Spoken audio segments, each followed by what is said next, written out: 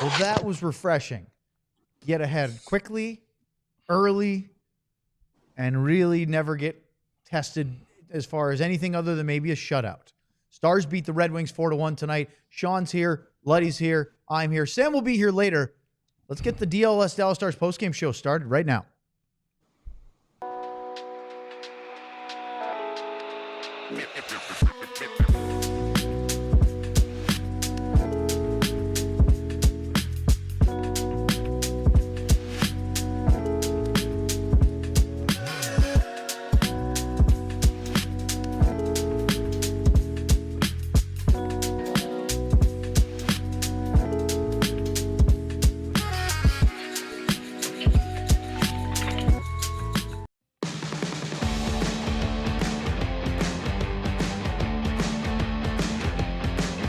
Well, that's more like it. After a couple of tough losses, the Dallas Stars are back to winning ways with a pretty comprehensive 4-1 win tonight over the Detroit Red Wings. This is the DLLS Dallas Stars postgame show. The top part of Sean's head is cut off, so he has to reframe. He was trying to show you his shirt. No, you keep the score up there, Tanner. Sean's got to do a better job with his camera. There he is. There we go. Hey, Sean. It's always Sean's fault. Look at that. No, so we've got fireworks. Now give us the peace sign, Sean. Can I do what happens if I do this? I get two of them? There it is. I get balloons. And confetti. How did you... We've discovered something. We have a professional with us tonight. Here's the dangerous part. The next time we're remote, all Luddy's going to do for the whole show is figure out how to make his background do fireworks and other things. Sean, are you doing that or are you doing that, Tanner? I think it's me. No, that's Sean. That's Sean? I think it's me. Oh, we got to talk. I just you guys have to learn some hand motions. I could come up with better ideas than that. Balloons and fireworks. I have control now that I did not realize I had. This is newfound power. Next time Owen tries to cut me off, I'm just... Well, that'll be great. It's a perfect way to get to the next one. So Sean is jubilant tonight. He's very happy. He's covering the two teams that he spends the most time on in the NHL, the Red Wings and the Stars. Luddy's here. Sam will be here later. And, this one, we talked a lot about the Red Wings high-flying power play. And Luddy said in the pregame show, big thing, don't get in the box. What do they do almost immediately to start the game? They took a penalty and went in the penalty box. Yeah, but I think I did say give them maybe 2, 3 at the most. Yes. How many did they give them? 2 or 3? 2, I think. John, 2.5. John, the chat is loving you already. They love your fireworks and party, and they're going crazy. This is this is a complete. We stumble. This is like a bank error in my favor. Like it is. I have no idea. Collect $200. Yeah, exactly. So. Oh, it's so good. But yeah, no, it's funny because we were talking about don't give the Red Wings a chance to jump on the lead. Dadonov took a penalty 24 seconds into the game. Sometimes I've heard coaches actually say that they think that a penalty or a power play really early in the first minute or two is a bad thing because it doesn't sort of get your whole team in the game. Yeah, and you're not kind of warmed up either. You're going out there right away. You're almost going out there immediately expecting to score because you don't want to get that momentum getting tilted right off the bat. So, but again, Dallas's penalty kill has been so good all year long, and against a hot power play, they didn't really give them a ton, and when they did, we know who was back there. On the flip side, those same coaches I talked to about this, they've said things like, actually, a penalty kill early is sometimes a good thing. If you kill it off, you score. Well, as long as you don't give up a goal, if you kill off an early power play, it kind of gets you into the compete of the game because you've got to dig in, and the other team, like you said, on the power play, kind of floating around, just sort of. Well, it gets about 4 or 5 guys into the compete of the game because Yeah. the other ones are all sitting on the bench watching. Yeah, but it's still, Stars killed it off, and guess what? No high danger chances during said power play, which I was worried about, but they didn't make them look that great. I thought, Sean, the Rasmussen had a nice little redirection at the crease. It wasn't a really difficult save for Jake Oettinger. And Luddy and I were talking in the third period. Yeah. Otter makes a lot of saves look easy because he's so calm in the net. Yeah, you're talking about the one right after. It's like I think it was right after the power play expired for there. No, that was the one where he tipped it wide. There was a shot from the point, I believe, by Sider during the power play that if you watch one of the Victory Plus replays, there was a tip on goal right through his legs. Sean, it's hard remembering 67 of these. You know what I mean? Like, so hard coming up with the right one. It's also why I write them all down. Yeah, and you're the only one that has that script. You can read it too if you want to try to read my chicken scratch. Yeah. Anyway, boy, the Stars got on it early, though. They took the lead 5.5 minutes in. Matt Duchene had a really good chance from the right circle, followed up his own rebound. But it was the fourth line. It was the kids. It was Justin Ritzkovian, who had a nice close-range shot set up by Colin Blackwell. And then Matěj Blümel crashes the net on the rebound and scores. And unlike yesterday, where his goal was wiped off because of an offside challenge, this one did not have that problem. So Blümel gets his first of the year and his second career NHL goal. Ritzkovian gets his first NHL point. Blackwell gets a point. And Luddy, if you could have dialed up, I mean, it doesn't matter who scores for the Stars, but getting that line going early so that it took some pressure off the other lines, give them the lead, second night of a back-to-back, it all adds up. Yeah, and I think Pete rewarded him as the night went along, because when you look at the minutes, it's surprising to see what the minutes were, and very rarely do we see guys that are on the third, especially the fourth line, get over 12, 14 minutes, you know. And so I think that those guys, especially the so-called bottom two lines, did exactly what a coach would love, is they played in straight lines, and that was the result of this goal. I mean, they play in straight lines, and when you look at when the puck goes into the net, all three of them are standing basically in the blue paint, and that was kind of a common theme for me tonight with the goals that were scored. I wanted to Blümel got the goal, but I want to point out something with Ritzkovian really quick on that, because you guys talked before, and I think you guys had the conversation a couple days ago on a post-game show about how it's one thing to play well when you're in his spot, but you also have to produce points. And so, like, for me, Ritzkovian, the forecheck, the forecheck, taking the angle, taking the right route, that's not new to his game. But finding a way to be in the right time, the right place, to turn it into offensive production, those are the little things that, as Jim Nill and Stars management start to figure out, okay, we've got about a 5 or 6 guy competition right now for maybe one playoff spot. That's something, just reality. If you think about it, at some point, Mason Marchment will be healthy. Rope Hintz will be healthy. Tyler Seguin will be back at some point in the playoffs. They'll add somebody in a trade. We've got about 5 between R2 Huru, between Ritzkovian, between Blümel, between Beck. We got a big competition really for kind of one spot to really play in the playoffs. And for me, Ritzkovian is starting to show a little bit.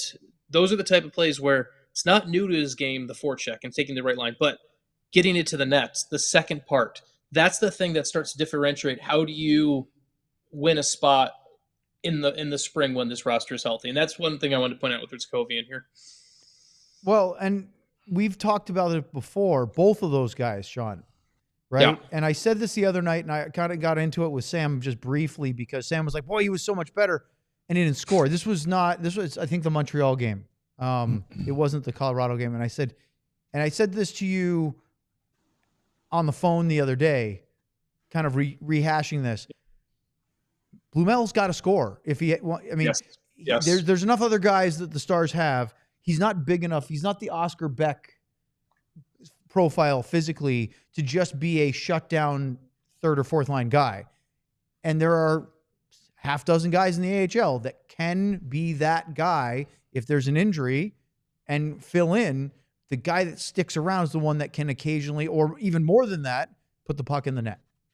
Yeah. I mean, it's all about, and you and I have talked about this a ton, it's all about, you have to have the production. Just being a equal level player, especially when you don't have that draft stock, when you don't have that status that keeps you up there, you have to find ways to show that you can put points up. I know it's not all about points, it's about how you play the whole game, but at the end of the game, and it's an end of the day, and it's one of the reasons the Stars' depth is so strong, and Jim Nill has built a pretty good roster depth, 13, 14 forwards deep all the way down to the AHL. You got to be able to show that you can. You got to be able to produce, and that's how you win favor with Pete DeBoer. That's how you win favor with management, and that's something that I don't think can be understated. For obviously now, Blackwell's got his job. He's not losing. There's nothing happening with Blackwell, but for the two guys on that goal, that does a ton for them individually. And now the next step is, can they do it again on Tuesday? Can they do it again on Thursday? Things like that. There's a great clip for you, Tanner. Tanner and I were laughing earlier because I always say I can never think of clips during the show because we're worried about what we're talking about.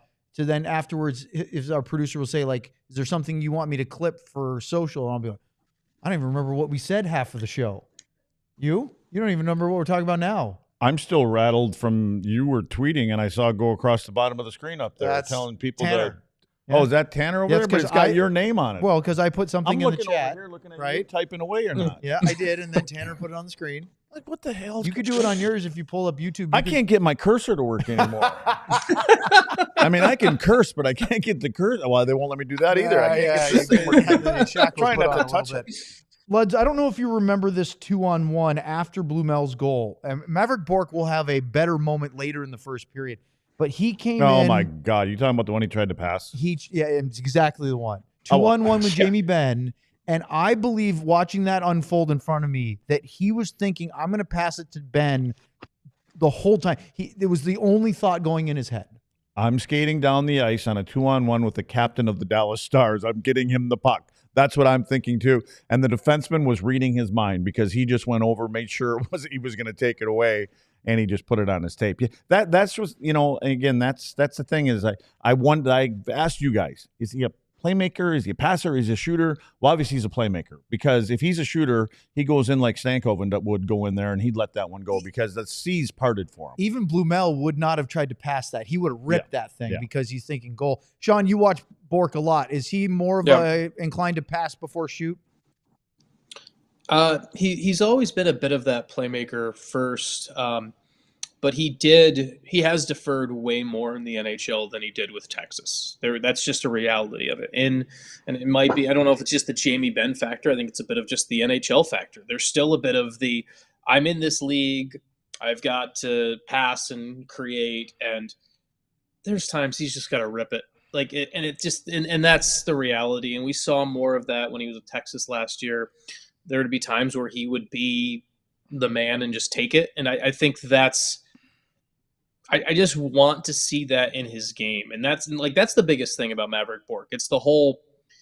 It's not that he's not playing the game he played in Texas last year. He's still playing a lot of the base elements. There's a lot of things he's building on and everything like that. But it's that final attitude. And I'm not sure whether it's confidence or feeling like he belongs or whatever it is, but there's something there where it's like, okay, just be that guy who's willing to shoot in that spot. And I don't know what the best way for that to happen. I don't know if that's where maybe after the game, jamiebenn goes and talks to him as the captain and is like, hey, rip that puck, kid. And that might just be the conversation that needs to happen there, not coming from a coach.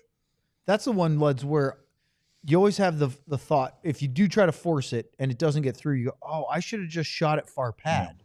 If I'm going to pass it to him, I'm going to pass it off the goalie's pad instead of trying to pass it through the defenseman.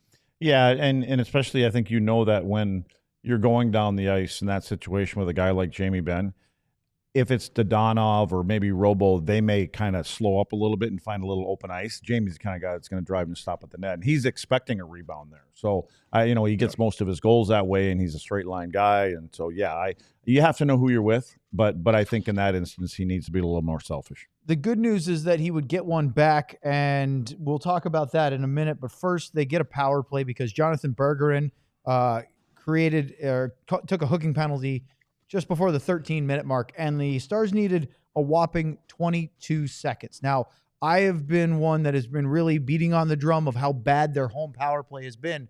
Well, we got a home power play goal. We got it quickly, and it was on a rebound and net front. All the things that we haven't seen with regularity at home. All compliments of number 8, Shabbat. Shabbat, he comes behind the net, his own net. Just quick Shabbat. Yeah, we're not Ottawa. What did I say? You said Shabbat. Not Ottawa Shabbat. Senators. Shabab. Yeah, Shabbat. So when he comes behind the net, and I don't know what he runs into. It was like there was a table sitting in the corner because it was a yard sale in the corner. So now once he gets up. Can we break the rules to play that video? I know how you feel. We can't play that video. I just want to play that video. See, I would love to play it. We got a little bit of, we only got the finishing touches of it, but I mean, he is a bit of a yard. I mean, everything goes wrong for him in the corner. Then he works his way, gets back to the front of the net. By the time the puck has gone around now, then it's the result of what happens in front of the net. And this is more on Robertson than probably Shabbat. But I mean, if you're a D coach, you're not going to be happy with that either. And if you're watching, we got a clip here. But what happens with Robo is when Shabbat comes back to the front of the net, he's playing on the close post. Do I have to tell Tanner? Oh yeah, there we go, Tanner. He's got to find. He's I'm new actually on the buttons. laughing because you keep calling him Shabbat again. Oh, Shabbat? Shabbat. No, Shabbat. Did I say Shabbat again? Again, it's Shabbat. I like the Shabbat guy. Yeah, he's in Ottawa. Well, I had a Shabbat I played with in Montreal too. Did you? Oh yeah, yeah. Related to Thomas Shabbat? He was a dangler. So, anyways, so Shabbat here. Number 8, who is standing with Robo, is on the inside and not going anywhere else. And what Robo does smart on this, he sees where the shot's coming. Generally, if you're going to get to a rebound, you're hoping it comes to the front of the net or to a little bit behind it. And what Robo does, he plants himself here where Sherratt, without the B in it, does not get any chance of rolling off of this. And so go ahead, Tanner.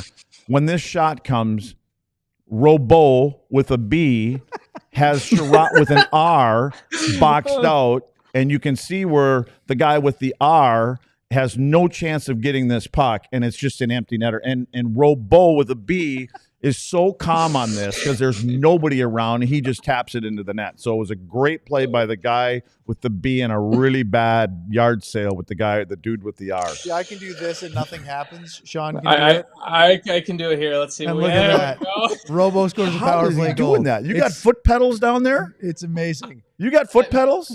I have no idea what's happening. I think it's a software thing. It's like a video game. Up next, more fireworks on the DLS Dallas Stars postgame show. Speaking of fireworks, look at them fireworks. Saturday Neon. Those are perfect, whatever you call them things.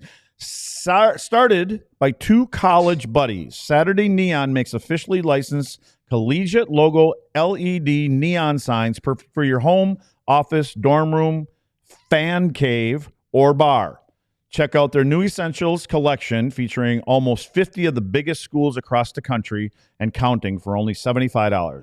Check out their Texas A&M, Texas Tech, Oklahoma State signs. Unlike traditional neon, these LED signs won't break or shatter, but still give you the classic uniform glow that you know and love. LEDs last up to 100,000 hours, so you'll be enjoying your sign for years to come. Super easy to install using the provided hardware or with the 3M Commando strips, Sam. Low voltage, they don't get hot, and are always safe to the touch, Sam. The perfect gift for this upcoming holiday season. Head over to SaturdayNeon.com and use code DLLS for 10% off your favorite sign. I was going to say we should have had Sean do that read, but that was way too much fun. Let's talk about the East-West Shrine Bowl. The East-West Shrine Bowl is America's oldest college football all-star game. It's being held right here in Texas on January 30th. Be a part of history in the making at the 100th East-West Shrine Bowl at AT&T Stadium. Since 1925, the game has benefited Shriners Children's and its mission to provide innovative pediatric specialty care to improve and transform the lives of children. See some of the nation's top college football players play in this head-to-head competition ahead of the NFL draft. The East-West Shrine Bowl has served as the starting point for many noteworthy NFL careers, including 80 members of the Pro Football Hall of Fame and more than 200 members of the College Football Hall of Fame. Tickets start at just $20 and use the code DLLS when purchasing 2 or more tickets to receive 50% off. Visit shrinebowl.com to buy your tickets today. All right. So as we continue to send off fireworks, I mentioned Mavrik Bourque, who missed a 2-on-1 by forcing a pass. Well, he gets a goal on the kind of transition rush the Stars typically will hit other teams on, but got transitioned against repeatedly by the Avalanche yesterday. This was a beautiful on-the-rush kind of play. And, of course, Matt Duchene's involved. And everybody's favorite playmaker, Ilya Lyubushkin. You want to talk about a guy that can get up the ice that doesn't look like he can get up the ice at times? I mean, he's got another gear in him, and he's the one that makes that whole play. When he all of a sudden in the frame, you see him come like a big train coming through at the offensive blue line, and not only does he just, and again, it creates a matchup problem, right? Now all of a sudden it turns it into a 3-on-2. They're kind of playing more like a 2-on-2, and then what he does is he just plows through, but he makes a beautiful pass right across the crease, and I like how he just takes his time and taps the puck into the net. Yeah, I mean, and the thing is that Bourque was on his backhand, but he had a wide open net. All he had to do was put it and there's no panic on the 4x6 frame. Yep. 5th goal of the year for Bourque. Duchesne gets his 27th assist. And Sean, that I feel like essentially ended the hockey game at 3-0. Yeah. Hall of Fame defending by Patrick Kane on that play. I mean, I can't think of better. Just if you go through and screen grab that goal, just Patrick Kane's defending on Lyubushkin. There's a little love tap at center ice just to pretend, so like he can act like, oh look, I tried to defend him, and then as Lyubushkin has the puck, he's standing there. His feet are somehow completely stopped while everyone else is moving. Just it's one of those where we talked in the pregame show, and I've talked about how Todd McClellan has yelled at his players to play effing hockey and everything like that. It's going to be a fascinating conversation between Patrick Kane and Todd McClellan because he demoted him to the 4th line basically after that happened. So Sean, speaking of Patrick Kane, he left in the first period. He was on the bench to start the second period. Did you see what happened? I think you said something of he may have had his shoulder be bothering him. Shoulder thing. They didn't show a good clip of it, but I had the Red Wings broadcast on here, and so apparently it was something where they were looking at it for a couple minutes. It's something where on the broadcast for the Detroit broadcast, they had said he was with the trainer looking at it on either a couple minutes before his last shift so something where probably something happened and took a shift and tested out, then went back to the room, and then I don't know what they did in the intermission, whether it was time or whatever, but something like that.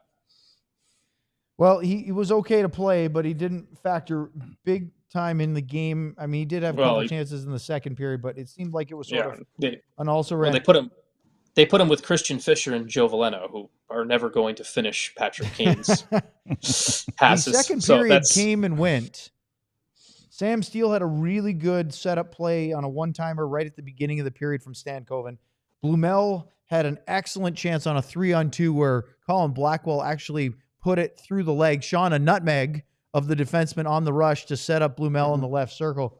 After that, it was just sort of, well, that period happened. Which honestly, nutmeg is a soccer term for passing the ball through some defender's feet. I should have never asked. That's why I said get that Sean. soccer reference in. Yep. Should have never even asked. It's a nutmeg. Anyway, second period came and went. Second night of a back-to-back with travel. You're up 3-0. You're fine with an okay quiet period, aren't you? Yeah, absolutely. Yeah. So they go to the third, and again, more of the same for a little while. And I thought we were going to see Jake Oettinger's 12th career NHL shutout in the regular season. But it wasn't to be. Now, Sean, the Stars broadcast, they changed it. I was right. Told you, Luds. It was Marco Kasper. I've never been around anybody that wants to just make sure he's right about everything. No, we look on the Red Wings goal. We watched it 4 or 5 different replays, and one of them, it clearly looked like Edvinsson's shot dipped off the blade of Kasper, and then it went post and in. And they gave it to him, but then now Kasper's goal, so he's the one that spoils the shutout. If you were to look at, forget the goal specifically, just the overall night for Jake Oettinger, what were your thoughts? I thought he was solid early when he needed to be. He didn't really have to do much difficult, which is one of the reasons he is effectively a very good, boring goalie, which is a compliment. And I think there was also Detroit kept trying this little jam play near the post. There's this little jam play they kept trying near post, trying to beat Oettinger there.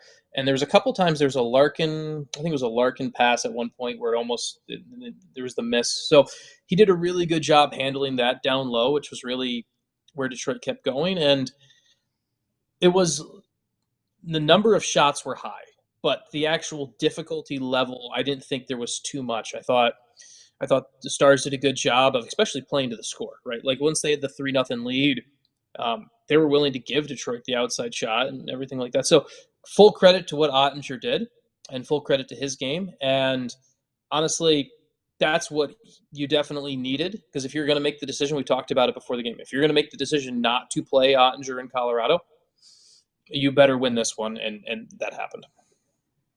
The Stars would get it right back, Luds, on a really nice setup by the two most offensive producing players on the team right now. And this time it's reversed, though, and it's Robertson setting up Johnston for the goal. Robo scored the power play goal or in the first period. It's a beautiful area pass and then a really, really technical finish. Yeah, besides Rupe, probably the two most skilled guys with the puck on the ice. And, you know, what Wyatt can do is, and it seems like he continues to get better and better. And the move that he makes, it's effortless, and he does it all with speed. And, you know, he cuts across and he finishes it easy. That, you know, like that goal, and I didn't add it to this, but there was a common theme for me tonight in the goal scoring, and we talk about things and teams that they play on the perimeter and they try to pass it into the net. It wasn't tonight, and we got a shot of the first three goals, and the common theme is look at where everybody is. I mean, the blue paint is in the picture in every one of these, and if you're not standing in it, you're right on top of it, and that's where they're getting rewarded, and that's where I think it's difficult. You put yourself on the other side of that.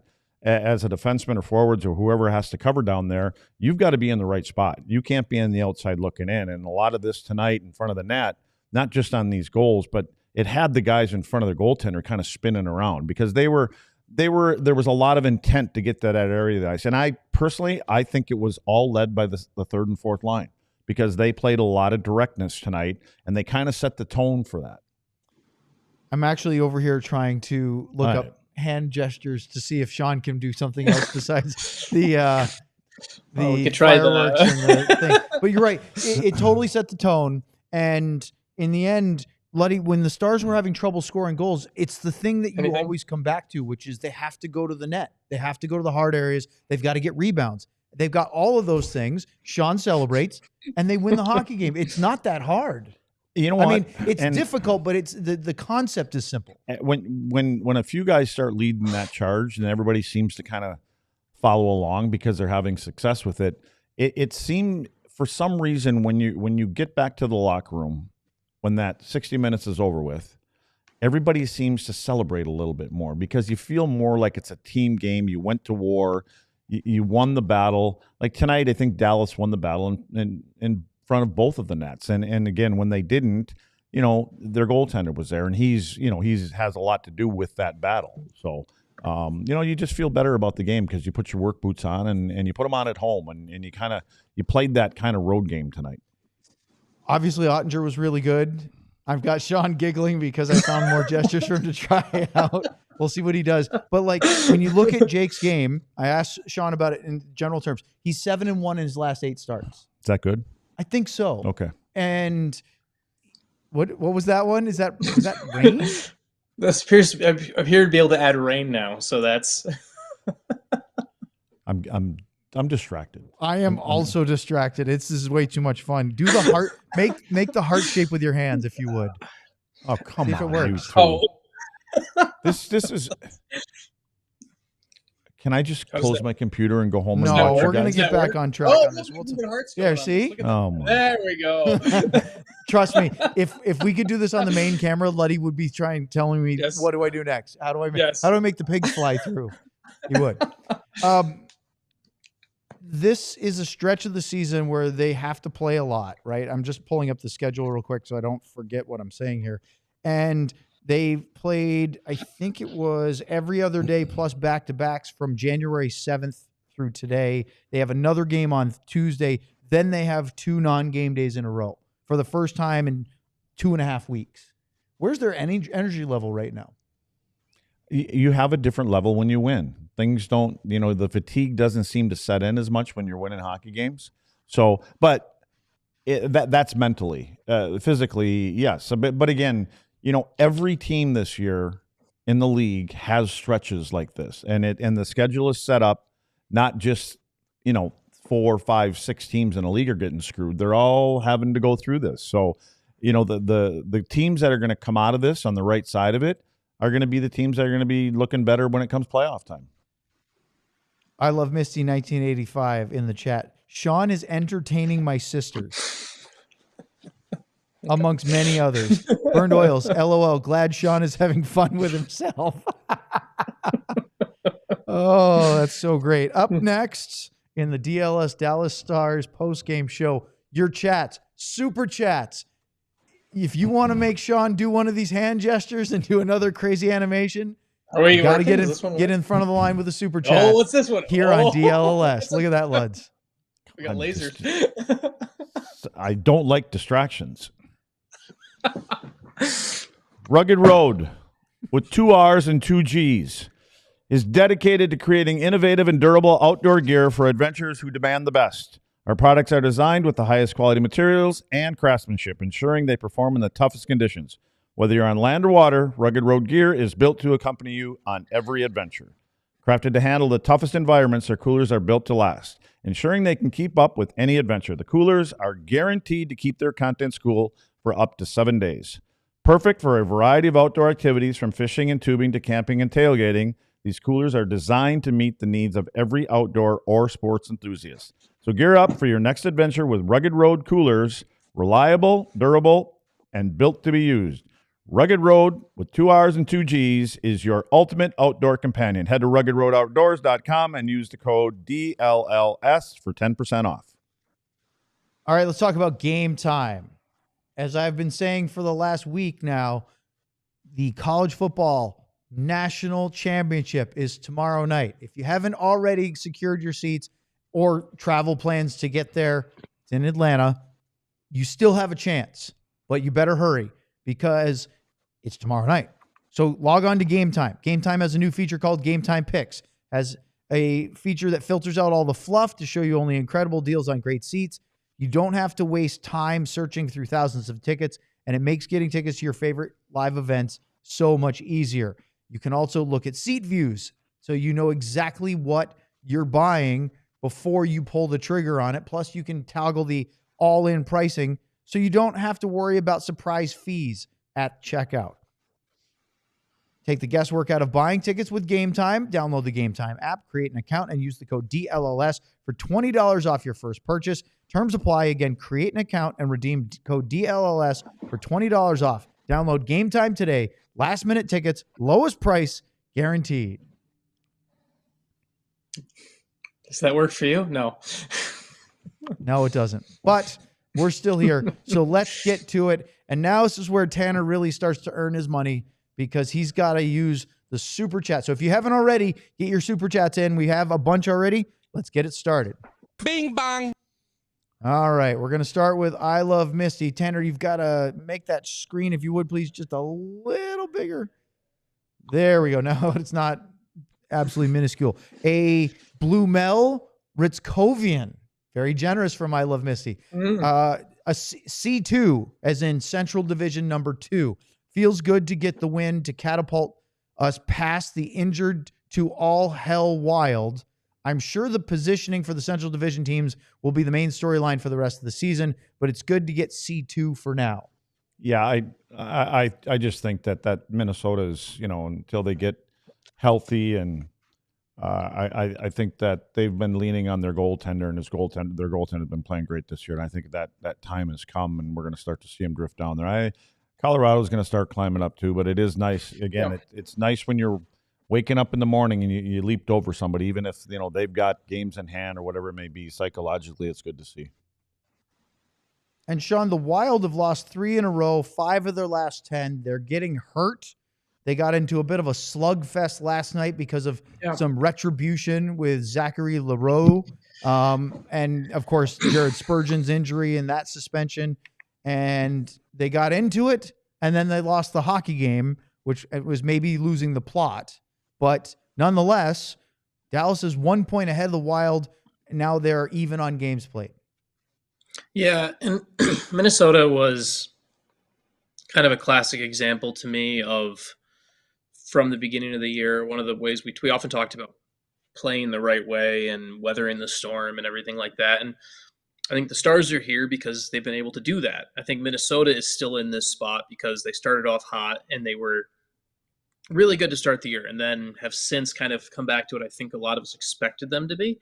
And it's a kind of a case study in why those standings early in the year do matter. I'm not saying they don't matter, but it's a reason they play all 82 games. It's a very cliched answer, but it's just that's how I look at Minnesota on this. All right, let's go to our next one. Don't forget the bing bong. Our fans demand the bing bong. Thank you, Tanner. No, I lost it already. The laser That's right. eyes. This The isn't an lasers. easy show like these Lasers. basketball and football. Lasers. shows. Look at the There. There's a spotlights. lot more that goes into this. There is. There's Sean, lots that to one's the remember. coolest one. Yeah, look at that. Yeah, buddy. that is by far. I got to get my shirt on. I just got to, because this is just Yeah. too many distractions Distractions. going on. Corey, a little Haskinen and 99 Cup here. We got a power play goal at home. Laser eyes spotter. Let's go. Does he have it? Does he? Does he? He Ah, does. there you go. Well done, there Tanner. There he is. Let's see. Laser Look at the eyes lasers. spotter, and Sean, you got to hold it up in the middle of your screen. though. Is that how this works? Is that what we're figuring out? Like, Might want It's to like clip the that. double- comment. Maybe you got to put your hands down and then put it up again. Yeah, major so that's craziness. like let's see, figure this out. Now it's totally decided that you no longer Yeah, gonna have the effects. now it's, Yep, we've- you've used too many of broken them. All right, let's go to the Yes. next one. we flew too close to the sun. Icarus. Oh, now we got it going. A little Oscar Beck and 22. Steve Shutt. Oh, no. He doesn't. I was going to say Mavrik Bourque, but I mean, it could be Brendan Morrow, right?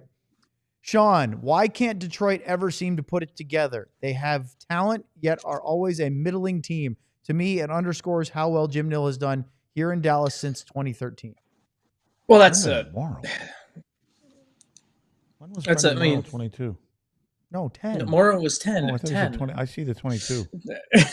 You see the 10? No, I wasn't even looking at that. I was looking at the 22. To answer Ardell's question, Detroit Little is. lights. It's the flashing lights in my eyes. I Give me can't all see the anything. fireworks and balloons. I have no idea what you. Well, I still have no idea what you guys actually. I don't know if I'm on a TV monitor or if I'm on a little iPhone. I have no idea how I'm actually showing up there. Like I just imagine that there's like a surrogate person. You ever All watched right, the? here, you just keep talking, Sean, and I'll send you what our view looks like. And I don't know if anyone's ever watched Arrested Development where they've got like the surrogate for the guy. I just imagine that there's somebody there who's. Hey, just know, me. Sean, that's a cool shirt you have on. That It is the a best cool shirt. diehard And shirt by the there way, is. people in the chat have said, "Hey, Sean, nice shirt." Yeah, that's the best Yes. one of the bunch. That's a That really is good looking the, shirt. How we have yes. to get one of those? yeah, no kidding. Oh, that's what it looks like. Okay, I had no idea what. It's a legit setup here. We don't Yeah. have. It's not a 2-bit operation, right, Luds? Why don't you Oh. come visit sometime, Sean? Yeah. Oh, now I have an idea what Tanner looks like too, because you sent the picture. I had no idea what Tanner looked like, so that's. I forgot Tanner's in the background. Just keep, I don't just get keep it because adding our on the scene reporter Yeah. gets the jet set all over, but Yeah. Sean can't come here. I know. Yeah. Oh. Super chats, right? That's the Okay, thing. bing bong. So speaking of super chats, Oh. Ardell's question. Did So we answer this question? No, No, I'm we're answering. working on it. So Give us a Detroit- single thumbs up while you answer the question. So the is that one going to do something? Maybe a Mm. little higher in the screen. There it is. Oh, See? there we go. Just pops up. What was over there. that? It was a cartoon So- thumbs up. Thumbs up. So the Red Wings during the Steve Yzer plan, if we want to use that terminology right now, even though Yzerman himself doesn't really like when you use it, which is hilarious to me. But one of the big things is there was a little bit of unluckiness, we can call that what it is, where when they were as bad as they did, they never properly won a lottery and never got their piece. So you look at the Stars, they got Miro Heiskanen. The Avalanche got Cale Makar. The Red Wings never hit on that. And now part of that is a little bit of unlucky of where they drafted. Part of it is you have to actually do the scouting to find those players. So give credit to the Stars. The other thing the Red Wings have done that's been over the past couple years is every team doesn't play young players enough. But when you don't play young players enough, there's either the good reason where you have in Dallas, right, where you don't play young players enough because you have such good depth. So players like Mavrik Bourque get a full season in the AHL to season in the MVP award. Or you have some situations in Detroit where they've signed some veteran players that have effectively blocked and limited some development for some younger players coming up. There are players Albert Johansson, right, tonight. So you watch Albert Johansson play tonight for the Red Wings Leds. And I don't know, number 20 for Detroit, the defenseman Leds. I don't know if he stood out to you at all. But he did not stand out for Johansson, me very much. Yeah, but I haven't heard a word he said. Okay. I'm Okay. looking at the background. I'm looking at the mountains. I'm looking at the thumb up thing. I feel like there's one of them shaman guys guys here, and I've had a slug of ayahuasca. Oh, because I have no clue what's going on here. Like, but do you feel like with all these we've lost the focus? All these fireworks and all the animation things that are going on. You have to use 2 thumbs up for the fireworks. Oh, okay. I'm just going to finish answering. I'm going to finish answering Ardell's question since he spent hard-earned money on a super chat. So there's Albert Johansson is a guy who you see play tonight, who he didn't get his chance in the NHL until this year, and effectively only made the roster because they didn't want to risk him losing on waivers. And so there's been a couple of moves in Detroit over the past 4 or 5 years where they keep making these bets on some veteran players that have been bad bets. Like this year, Vladimir Tarasenko, for example. Tarasenko's been better lately, but Tarasenko has not really lived up to the signing, not making the spending that much of the cap space. Andrew Kopp and JT Compher, for example, 2 fine middle 6 players. But when you're spending close to $10 million of your cap space on those 2 together, that's where your problem is. That you're not like that you're misusing your assets in that way. And so that's kind of where Detroit is, and they're closer, but there's just still a ways to go. So mountains again. Well, those are just his. That's just just painted. That's just I just that. the room. I believe Okay. that's like a painted wall. I just want to make sure you didn't think you were hallucinating. No, that part I got. Okay. It was the floating guitar that was getting me. I wasn't sure if it was floating or Is nailed to the there? wall. Is that there, or am I imagining the guitar? No, there is a guitar on a hook back there. So there you go. All right, let's go to the next one, please, Tanner. Bing bong. Oh, he's getting into the groove now. Oh, he's never going to want to go back to the map show. 9.99. That's a Madonna Stanley Cup here from Dusted Priest. Otter was amazing tonight. Glad to see the power play get a goal at home. Yeah, the power play home numbers have been bleak. I tweeted this earlier today.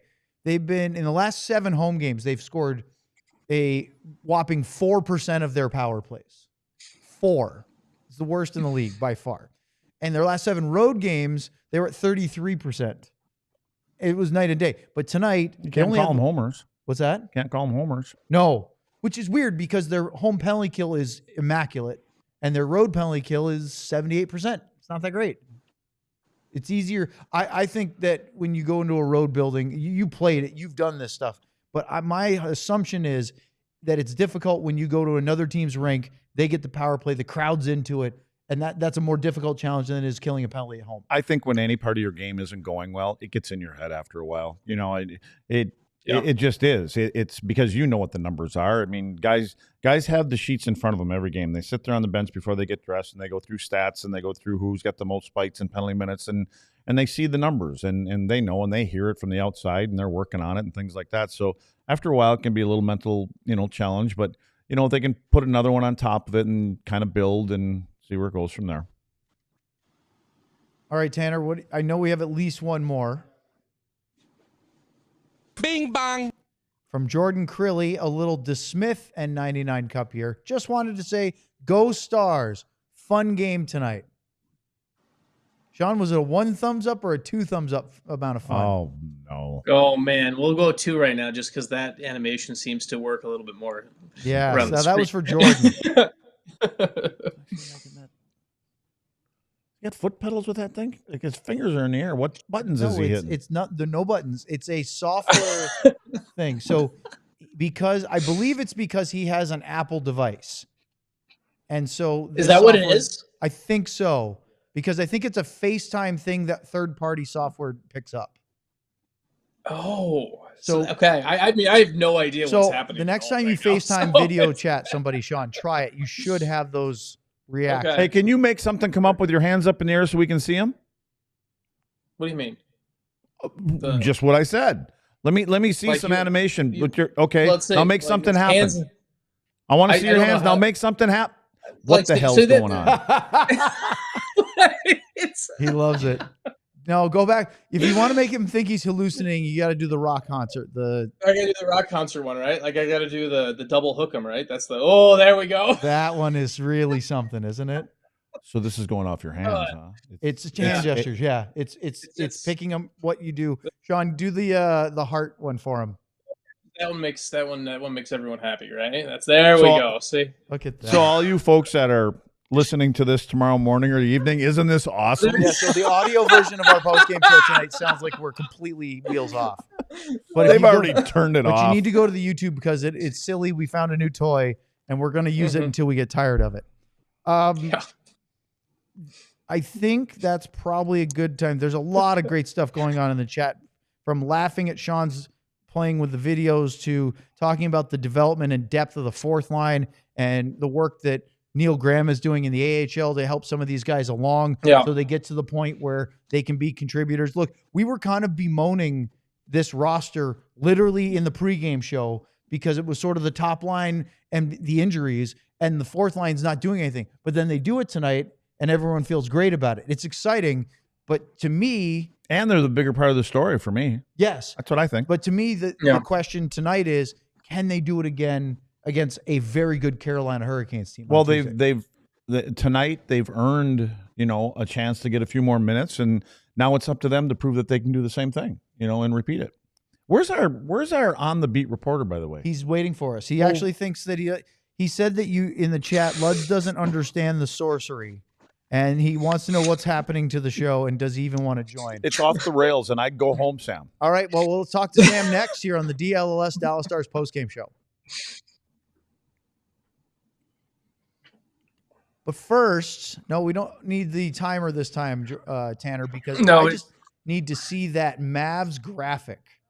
Because I don't have any copy for this, but we found out today, yes, the first DLLS watch party will take place at Cosm in Dallas, February 6th, 6:30 p.m. as the Mavericks play the Boston Celtics. Now, I have not yet been to Cosm, which is, I believe, in a few locations starting to build up around the country, but it's basically like an indoor, like IMAX theater type thing. Have you been? We're going. Yeah, my kids have been there, and they said it's incredible. And Kim and I were trying to go last week. It's like you're at the sporting event, but watching on giant. You got to get IMAX your tickets in advance. TVs. It's busy. It turns out that the first watch party. I'm a little disappointed in this announcement. I know it's going to be the Mavs one, but from what I heard, I'm trying to find it from. There it is, from our GM Ben. That there are not many tickets left available at last check. This was at 2 o'clock this afternoon. Can I make it rain here too? Or you can try, but it's not going to work. Ben's let us know that they have 13 tickets left at 2 o'clock this afternoon. Diehards get 20% off their ticket when they purchase on our website. So if you want to get to the first ever DLLS watch party, Mavs versus Celtics, then you need to go to alldlls.com. Buy your tickets. I'm also told that if they sell out their allotment of tickets, of which they have very limited left, then our GM will put all his attention into setting up a Dallas Stars watch party broadcast at Cosm. And Tanner's going to do the show, I'm guessing, from the venue. We are not. We're doing the show here still. Oh, so they're going with the diehards, but you're going to do your show here. We'll do our pregame, and then they'll be there. We're actually, Long story short, are you going to do go? our pregame? They'll go, and then they'll come back. And they'll do a postgame. So they're going to go watch the game, but then come back and do the postgame show here in the studio. Oh, boo! Luds wants to do everything on location. Oh yeah. So we'll have to work on that. Speaking of on location, how about this for a segue? Do we have a Sam somewhere? We do. There he is. There hey, Sam, he is. Give us a couple of thumbs up.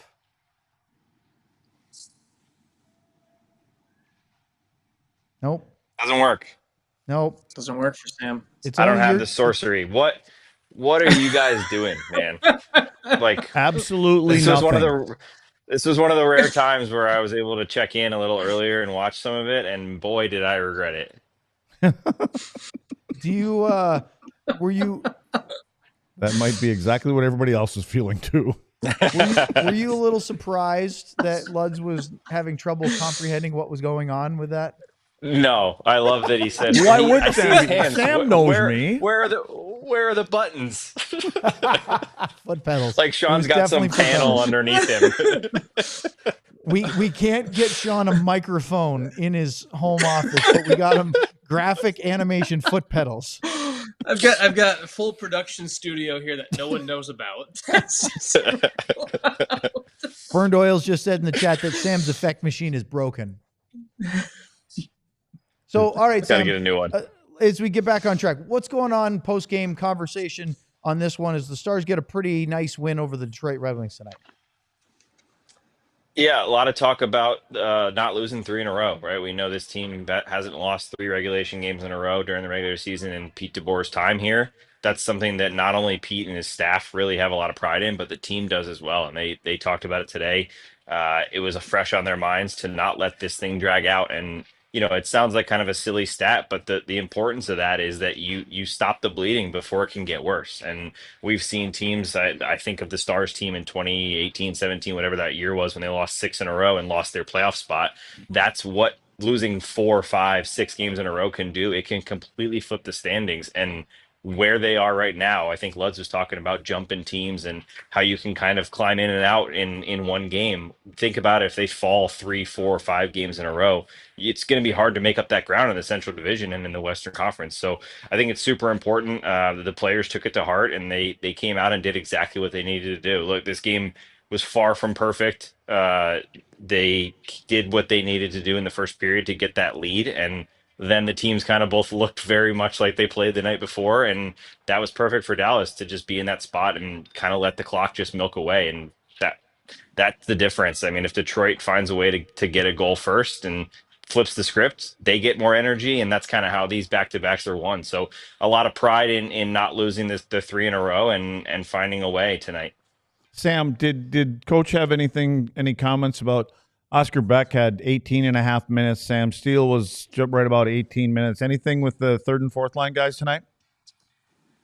Talked about the bottom 6, specifically the fourth line. He said that's the most I think I've played them. The fourth line played almost all 10 minutes. I think Blackwell was near 13 to 14 because of his PK time as well. But they earned it. The third line and fourth line were great tonight. The fourth line I thought was so good. That goal was so earned. Just all 3 of them having a big part in it. Blümel finally getting the goal that he had, looked pretty similar to the goal he got reversed yesterday from in Colorado. Those lines, though, the important, Pete talked about it today. It's the way these injuries affect the team is every way. That's what he said. He said it's not just one area of our game we have to change up a little bit. It changes how we coach. It changes how we have to play the game, and it really tests our systems and really puts our systems to the limit and gives you that razor thin margin of error, which we talked about when the Stars were scoring no goals and no power play goals, that they just didn't have that margin of error. So one mistake and it changes the whole game, and that's where they are right now. They're not going to outscore teams without Mason Marchment, Rope Hansen, Tyler Seguin. It's just not going to happen on a consistent basis. So what you need is 1, power play.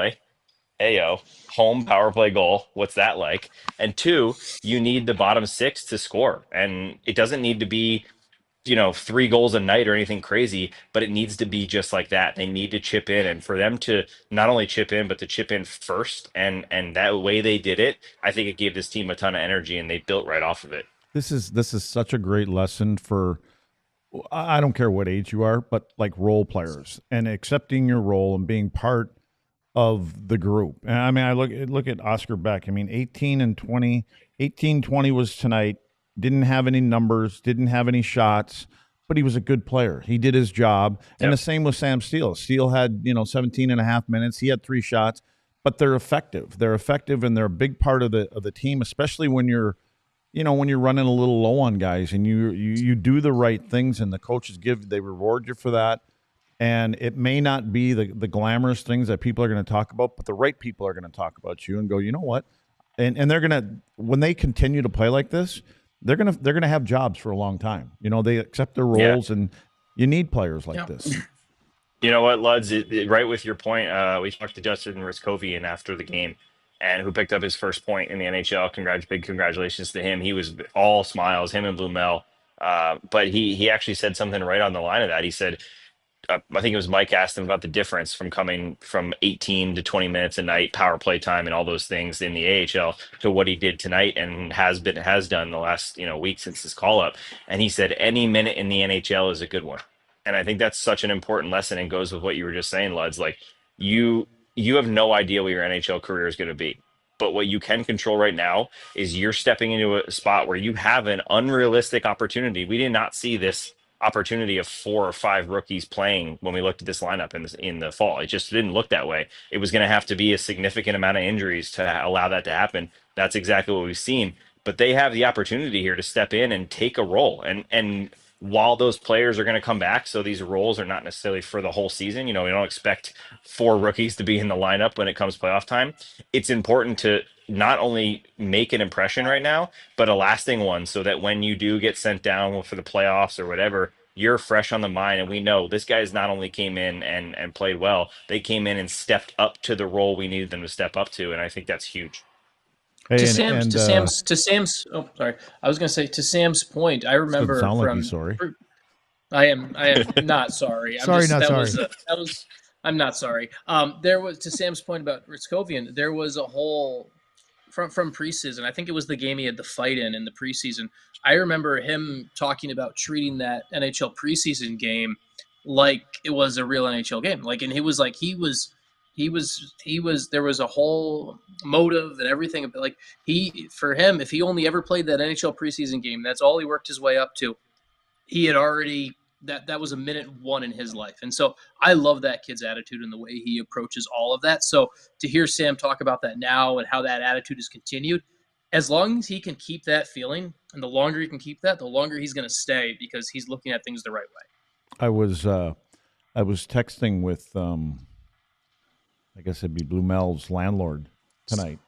And I just said, kid got his first goal, and he's like, what did Mr. Hemsky have to say? He was at the game. Oh, he was? Yeah, he says, I'm here at the game. No I'm in way. the suite watching him. Yeah, and he was very happy. So, and then he started sending me things in Czech, and he didn't realize that I knew how to send things back to him in Czech. Oh, so we had because you know how to use the translate. Yeah. Well, so you're saying you the as foot well pedals. as Sean have sorcery. Well, mine, everybody knows what it is. I just figured it out. Somebody just told me about it like a couple months ago. But yeah, no, Hemmer was very happy. He was very happy about what was going on with his roomie. Well, he should be. I mean, look, there's no secret that when Blümel was up more 2 years ago than last year, he was like Radek Fox's little buddy, tag-along puppy dog. He would go with him everywhere. And I remember we were talking in the dressing room one day for it might have been morning skate downtown, and we were talking to Blümel, and Radek came storming back in and said, "Hey, Matty, let's go," because he had to drive him back, and they wanted to leave. But that kind of connection, right? That camaraderie is part of what makes a team, isn't it? How was his English? Who? Blümel? Yeah. Great. Okay. Really good. Yeah. Yeah, very Easy good to talk to. I remember how, and we've talked about this on the show before. Probably better than mine, now that I think about it. I mean, perhaps a little bit more eloquent, but, nonetheless. Sam, I remember both of us had conversations with him in preseason during training camp about how, and he said passionately how much he wanted to make this team. He was not happy with the limited amount of time he had in the NHL last year, and he really wanted to prove it. Now, it didn't work for him. He didn't make the opening night roster. Now, Oscar Beck seemed to be in the driver's seat because of not only the type of player he is, but the role which he's filling. But Blümel didn't, like these other guys haven't down in Cedar Park, gone down and sulked and pouted about it. They've done the only thing they can do, which is play to the best of their abilities and produce there, and then bide your time and hope you get a call-up. And you know who's probably a really big asset there?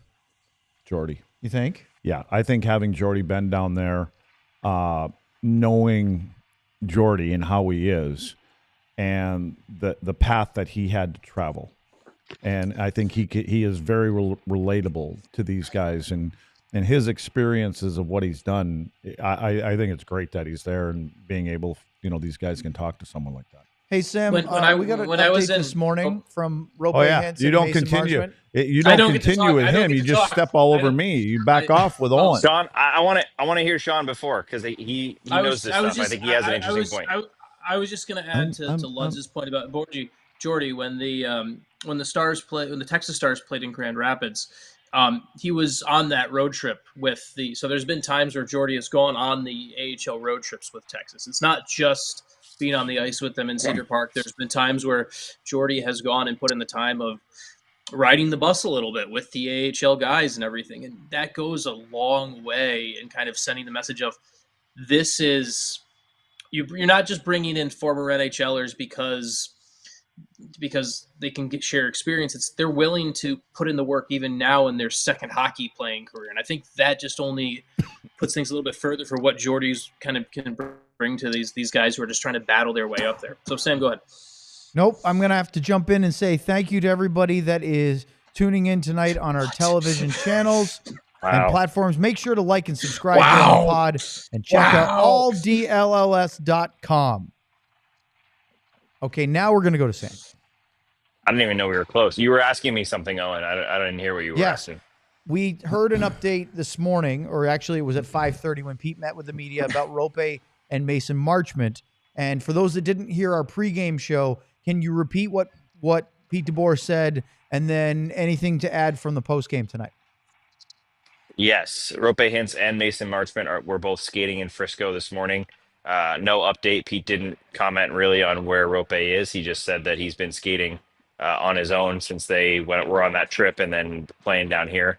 Mason Marchment started skating again recently. I actually just ran into Mason Marchment down in the event level, walking down to the dressing room for the first time. That's the first time I've personally seen him since the injury, and I got to say he looks great.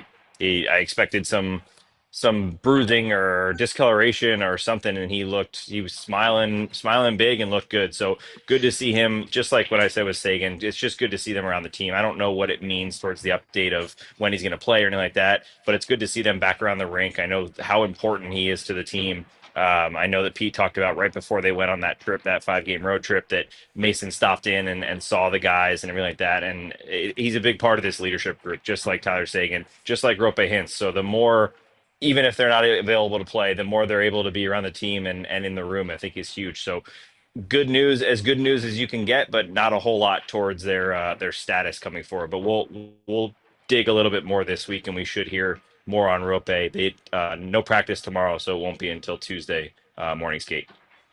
All right, Tanner, you've got to join this. You got to post this one from Lane.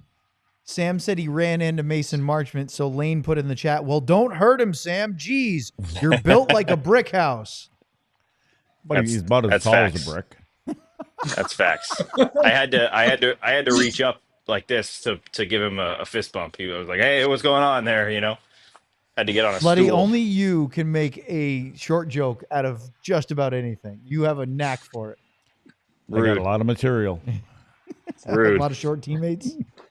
Or just It's Sam. actually not It's the other stuff I'm having a hard time with.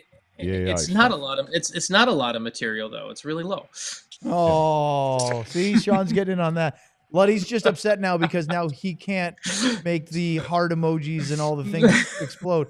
He wants to be able to do that badly. Oh, I'm going on Google.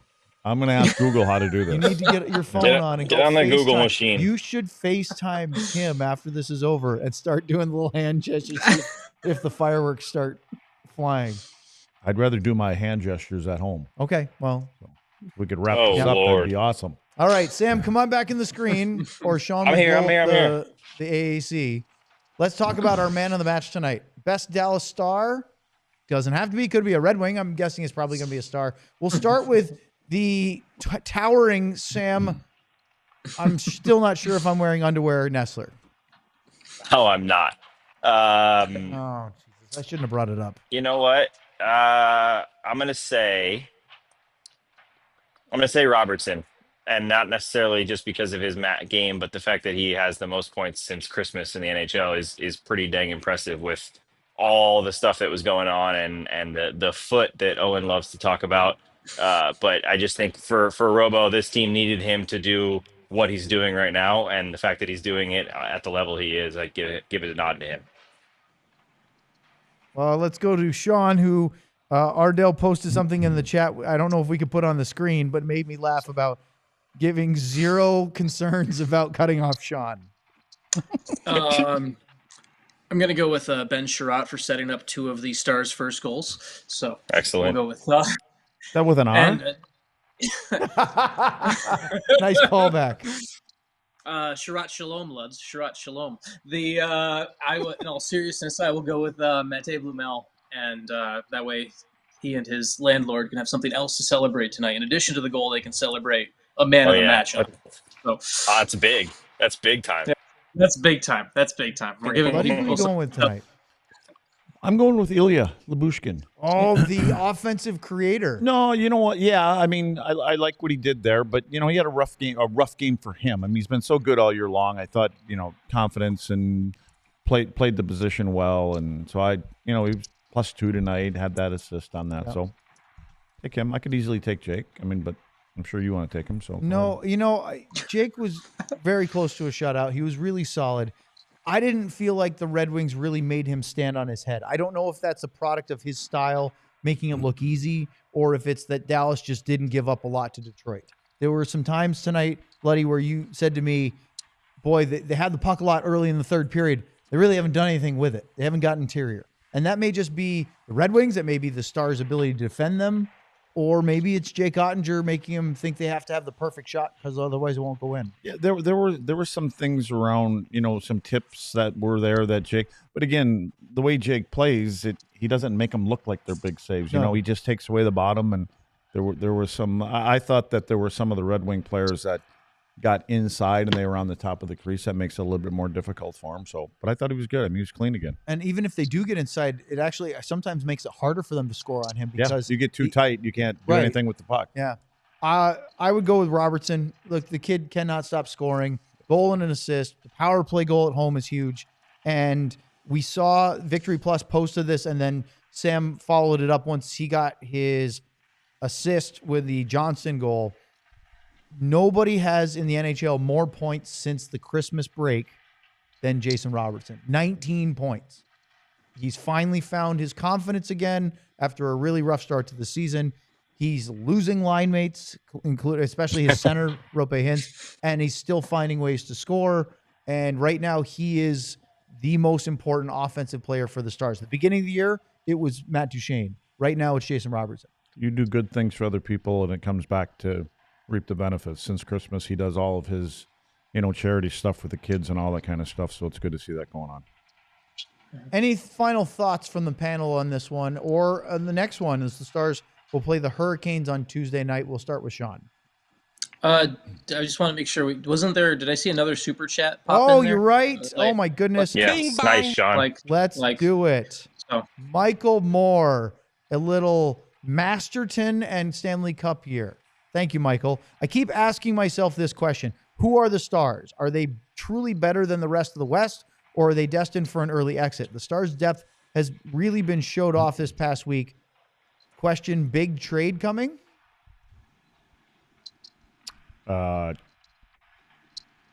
Anybody? You know what? I don't think you can. It's tough to answer that first part of that. Who are they? Thought. Yeah, until you get everybody back healthy. I think that's what we want to see. And is there? Yes, there will be. I say yes, there will be. There will be an addition. I wouldn't call it a trade necessarily. I mean, you may be able to get something giving up very little, but then you probably get that back in return, to be honest with you.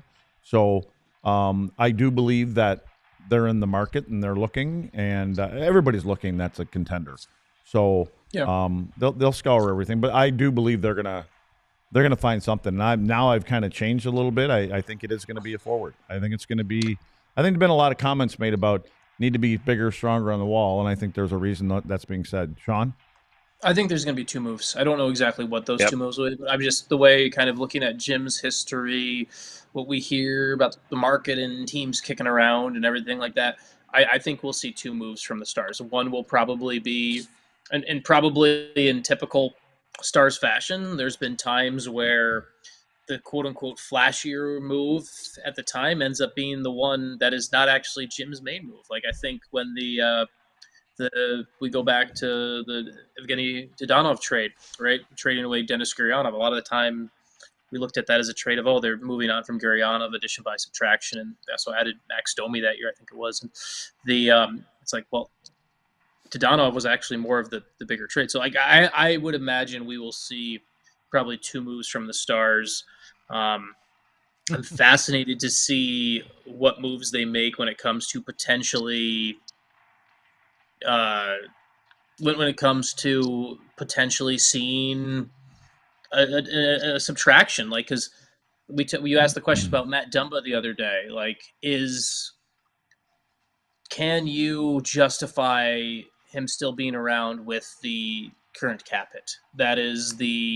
That's a great question. I'm fascinated to see how much Jim Nill looks at the cap hit and the production, and does he have to find a way to get out of that so he can make the other move too?